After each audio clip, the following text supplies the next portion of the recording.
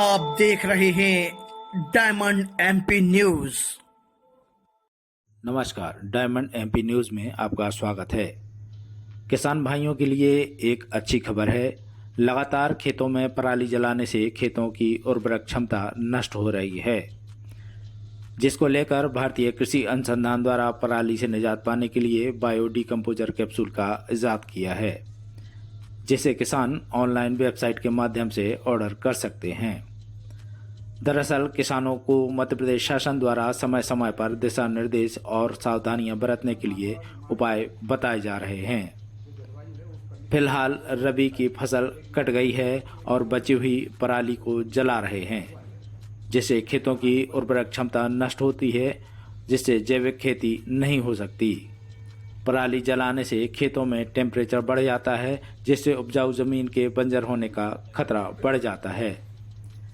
इसलिए कृषि अनुसंधान द्वारा पराली को नष्ट करने के लिए बायो डिकम्पोजर कैप्सूल का इजाद किया है, जो ऑनलाइन भी किसान भाई मंगा सकते हैं और इस कैप्सूल को हल्के से खेतों में नमी करके कैप्सूल का दवाई के रूप में छिड़काव कर सकते हैं और स्प्रे करने से खेतों की पराली नष्ट होकर ऑर्गेनिक काम करने लगती है। इस प्रयोग से किसान भाइयों को पराली जलाने की समस्या से निजात मिलेगी।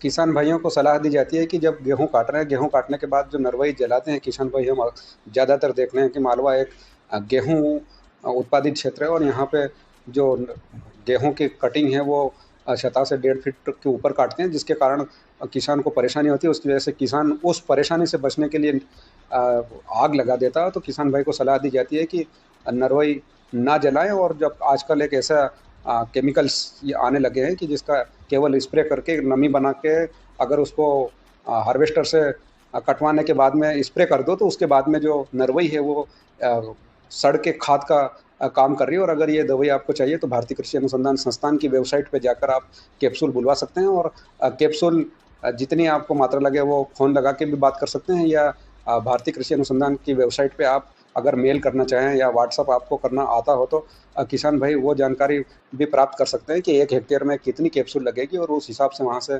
कैप्सूल बुलवा के जो नरवई है उस पर स्प्रे करें और स्प्रे कराने के बाद अपना कल्टीवेटर चलाएं। तो जो नरवई जलाते हैं वो एक खाद के रूप में परिवर्तित हो जाएगी और खाद जब बनेगा तो निश्चित ही मिट्टी की उर्वरा शक्ति बढ़ेगी। और जो सरकार का उद्देश्य है कि हम जैविक खेती या प्राकृतिक खेती की ओर अग्रसर हो, तो वो उस ओर अग्रसर हो सकते हैं।